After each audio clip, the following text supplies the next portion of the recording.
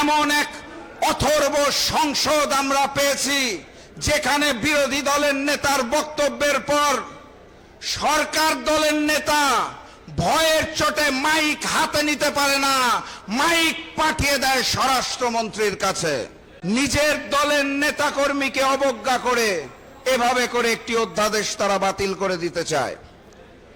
একটি সরকারকে স্বৈরাচার হওয়ার জন্য এবং ফ্যাসিস্ট হওয়ার জন্য যা যা উপাদান প্রয়োজন সব তারা প্রমাণ করে দিয়েছে।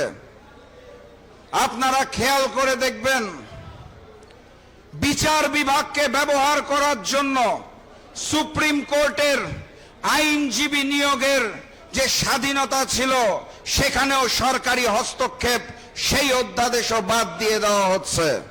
অর্থাৎ তারা বিচার বিভাগকে ব্যবহার করতে চায়, তারা নতুন করে স্বৈরাচার হতে চায়। বিরোধী দলকে দমন করার জন্য পুলিশকে নিয়ে যে অধ্যাদেশ করা হয়েছিল সেই অধ্যাদেশকেও তারা বাদ দিয়ে দিচ্ছে।